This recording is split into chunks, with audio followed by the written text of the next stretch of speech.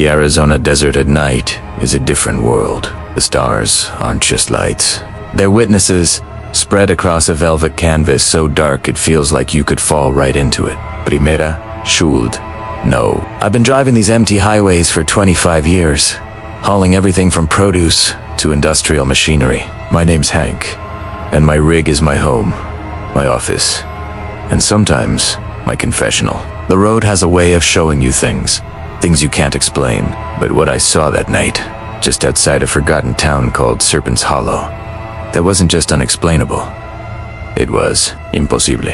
The needle on my fuel gauge had been flirting with empty for the last 50 miles. It was a stupid mistake.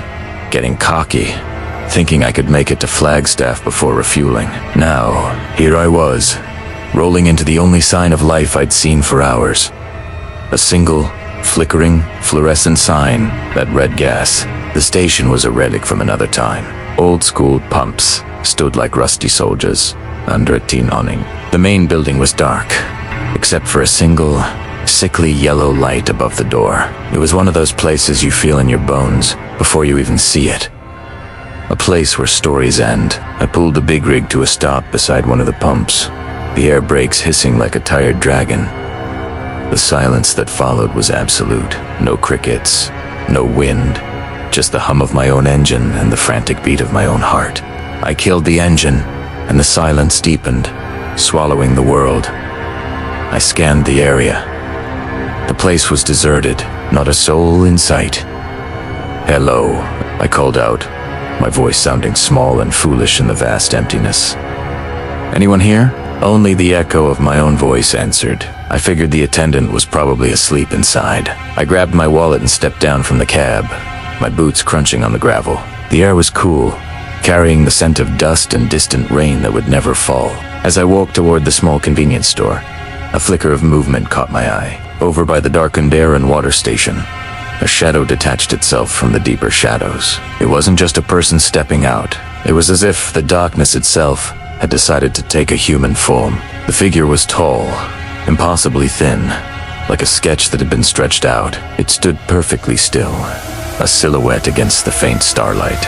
I couldn't make out any features, just its unnerving stillness. "Hey," I said, trying to keep my voice steady.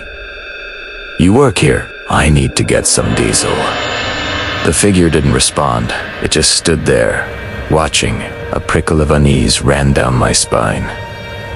This was wrong. I've dealt with my share of strange folks on the road, but this was different.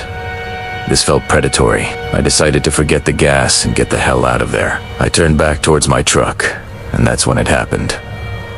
I blinked, just a normal, split-second blink.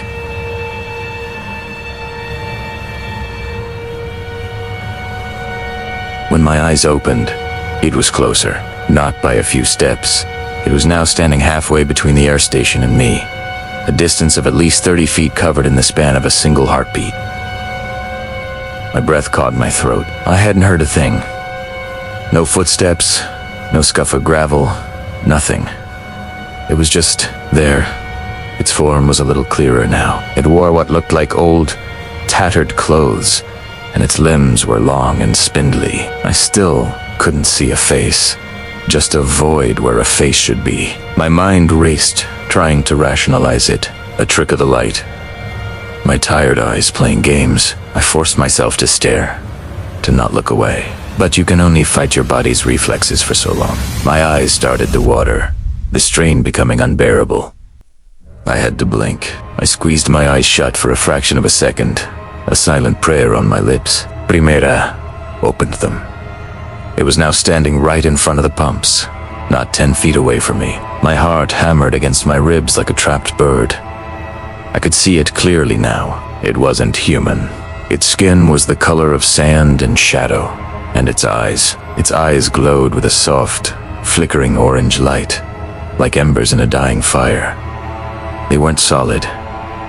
They swirled and danced, and there was no mouth, no nose, just those terrible, hypnotic eyes. A voice slithered directly into my mind, not through my ears. It was a dry, raspy whisper, like sand scraping against bone. "I know you, Hank." My blood ran cold. How did it know my name? I know the weight you carry. The voice was intimate, personal. Panic seized me.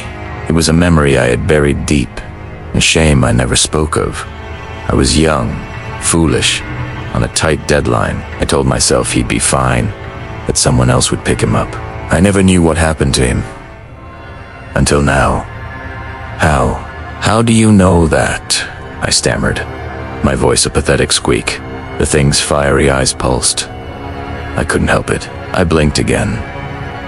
Now it was right in front of me, so close I could feel a strange, dry heat radiating from it, its head tilted.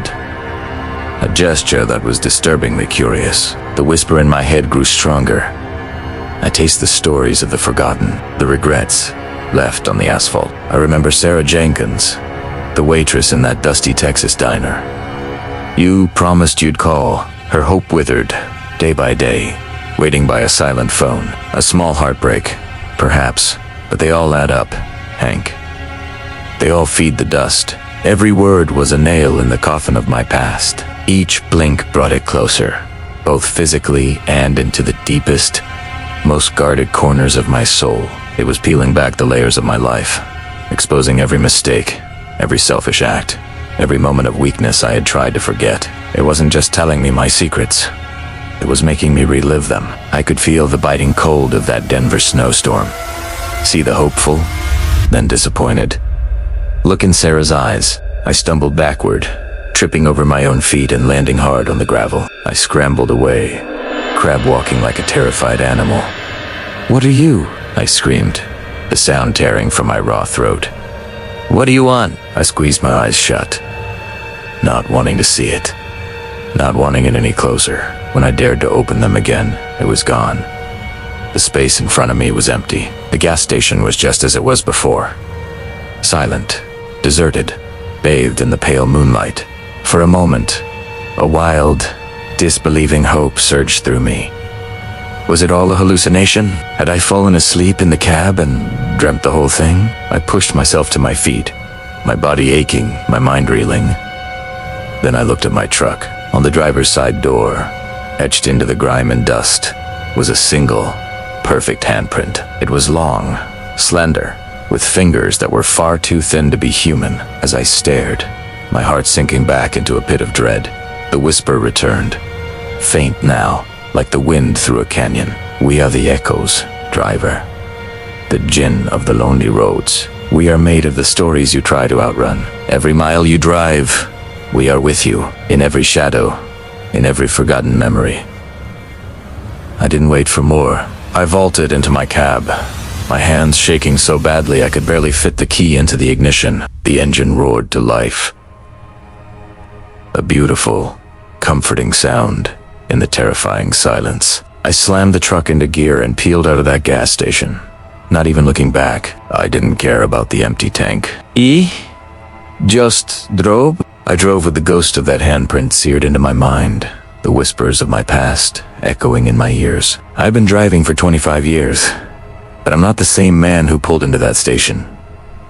The road isn't just a stretch of asphalt anymore. It's a library of secrets, and I know who keeps the records. Sometimes, late at night, when the road is long and my eyelids get heavy, I feel a prickle on the back of my neck. I see a flicker in my rearview mirror, and I remember those burning eyes. I drink coffee until my hands shake, and I tape my eyelids open if I have to.